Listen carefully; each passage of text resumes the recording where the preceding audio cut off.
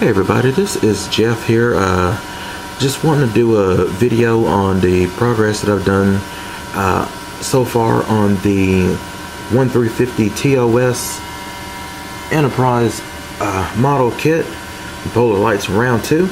And what I'm showing is actually the Shuttle Bay. That was one of the first things that I've worked on this kit. And you know, on here is giving you the showing of the way the Shuttle Bay was meant to look. It's a replication from the original series. I've gotten mine completed, all painted up and everything, and of course, this being me, it looks nothing like that. The reason behind these colors was because I come across a site, deg3d.biz, and on that site the fella had done up the Shuttle Bay, and it just looked so different. It looked so cool. The colors were, you know, the colors that you're seeing here, basically they were, you know, cool blues and grayish blue and everything, and I just thought that was really cool. So that's why I chose these colors. To me, it just kind of strikes me as a little bit more futuristic and everything, and I really do like it. Yeah, it has nothing to do with the way it looked on screen, but if you know me, of course, nothing really ever looks that way. So with this Shuttle Bay, first off, I want to talk about the actual Shuttle Bay kit itself. Now, these are the kit supply parts that came with it. On the ceiling right here, what I've done is I've gone through and I just cut out all of the panels that would be for the lights on there, as you can see there, and I filled it all with some crystal clear, and then I went behind that on the back side and frosted it a little bit so that it would disperse the lights. And secondly, on all the doorways, if you can see this here, you can see it's actually, I cut it out, I cut them all out. They were actually deep recesses, instead of the about flat panel as you kind of see on the actual kit itself. So I cut that out. The windows, the control room windows up there, I cut those out as well and filled those with crystal clear. And as the same on the sides, you know, I cut those out so that when you're looking at it, it kind of looks like there's more of a deep angle, that you actually have a little bit of a recess to go through before you actually get to the till you get to the doors. On the deck, I had a little problem. I was actually going to use the kit supply decal, and I had actually applied it on there, but when I did, I used Tester's decal set, and with that decal, it just kind of made it frost up in certain areas, and I really didn't like it. So I wound up having to scrape everything off and totally repaint this whole entire thing, which was cool because before I just had a solid yellow line going across here, and here now I've dashed it up some, having it going, aiming towards the center line right here. And I did have to go back in and mask this red square. I won't have the yellow circle in the center. I kind of hate that, but at the same time, you know, I can live without it. But yeah, that red and black, those red and black squares and that black rectangle, I had to mask that off, cutting blue painter's tape to get that to fit. So, you know, that was pretty cool. And the yellow border, you know, it just kind of gives you a sense of cautionary, hey, be careful. Those Shuttle Bay doors may open and you may get your butt sucked out into space. So, you know, be sure you pay attention when that green or red light is on outside, on the outside the doors before you decide to walk up in here. So I just kind of thought this was really cool. Now on the kit as well, Boyd had mentioned this when he did his Shuttle Bay on his second pilot Enterprise, that when you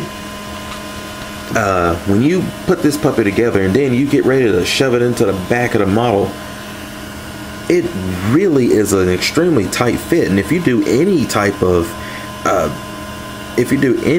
light blocking on the exterior of this Shuttle Bay, that adds to the thickness even by a millimeter, and that just takes away from the space that you have back there.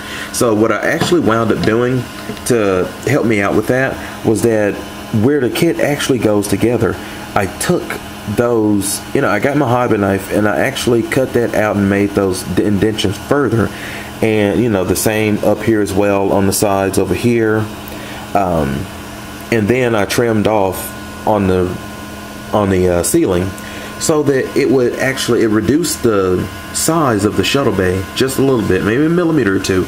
But man, that was enough, a millimeter or two, to get it to fit in there. And then for the lighting, because it actually looks better with a bright white that has a little bit of a blue hue to it,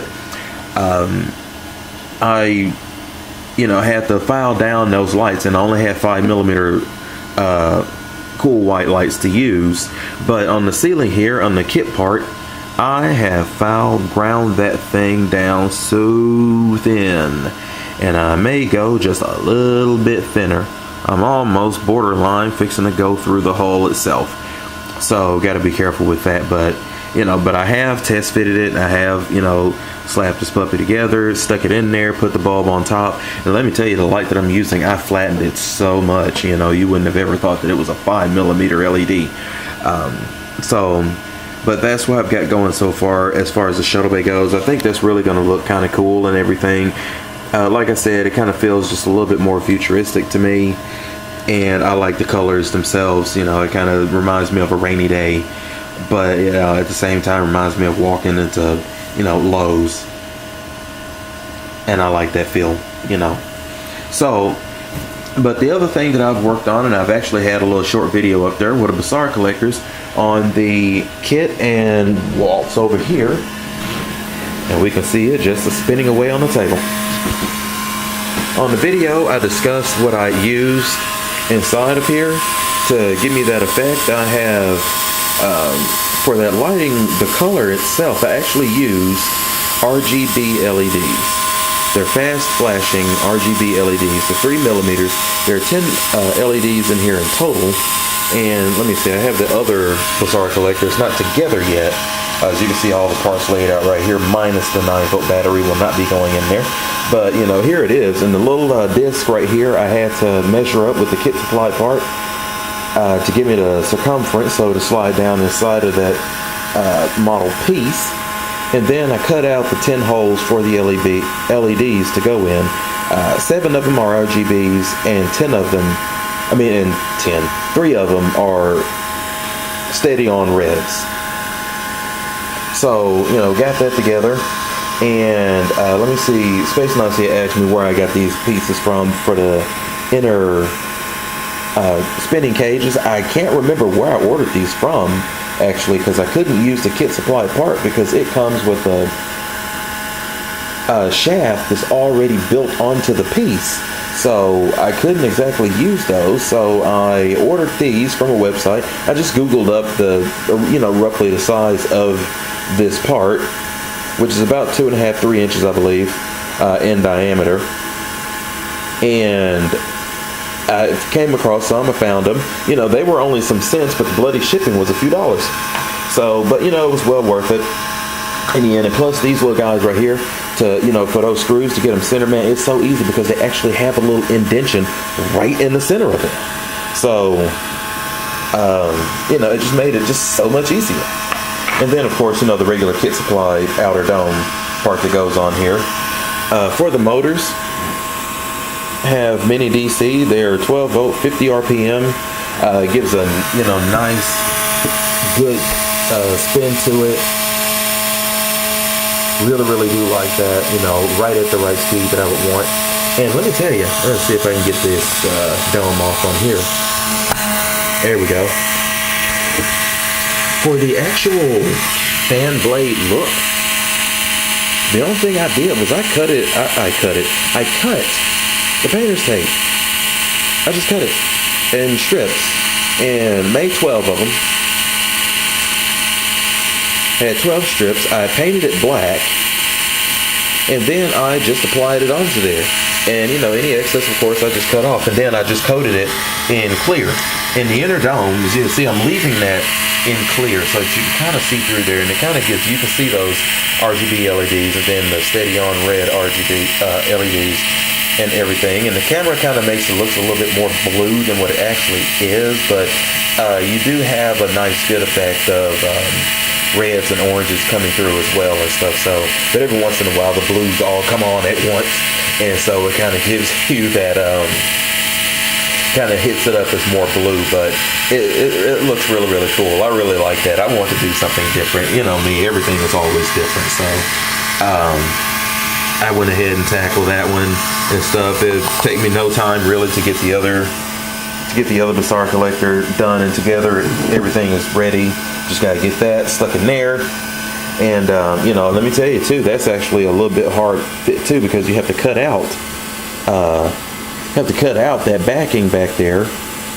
The kit is literally made to support the lighting kit that they sell with it. You know, unless you find those small motors that don't spin at warp 7. And I had a heck of a time trying to find those versus just finding these guys that have clearly 50 RPM. I didn't need 3,000 RPM. I mean, crap, my car revs to 9. And, you know, I want it for that, not for these. I want to be able to see those fan blades like you can there. That's the whole point. So, you know, had to hawk all of that out. You know, if you have this kit, if you've seen it and you've seen this part, you know that there's a inner circle right there. You know, this goes straight across, and there's a little inner circle. You know, had to cut all of that out, put Dremel through its paces, put the hobby knife through its paces. I think I broke one while I was doing that. And then mount these in here, you know, using the screws, and then have to cut out around the edges so that I have enough room for all these little wires to go through. So, you know, it's a tight fit, but dude, once you get it in there, you get it together, everything's working, close that stuff up and get it going. Nobody's going to see it anyway. You know, you're going to see something more like that. So, but like I said, this is an update just for these parts right here. And as you can see here, of course, I've still got that I've got to get completed. Hopefully within the next week, fixing to really just start working on that. And I've got the refit Connie that I'm also doing from Star Trek 5 that I need to get completed as well. So this was just an update. Like I said, I had to go ahead and do this. The spinning Bussard effect is like the coolest thing on that model, and I had to go ahead and do it. And I've never done a model kit this big before, so having the Shuttle Bay was really, really cool. I want to have that difference in the colors on it. I really, really like it. And like I said, I've placed it inside of the kit. I've put the 5mm cool blue light on top, and it really looks cool inside of there. So, but you know, I'll maybe give a little quick test shot of that here a little bit later on. But until then, those of you guys out there building models, again, keep building them. This is Jeff again, signing off. I will see you guys later.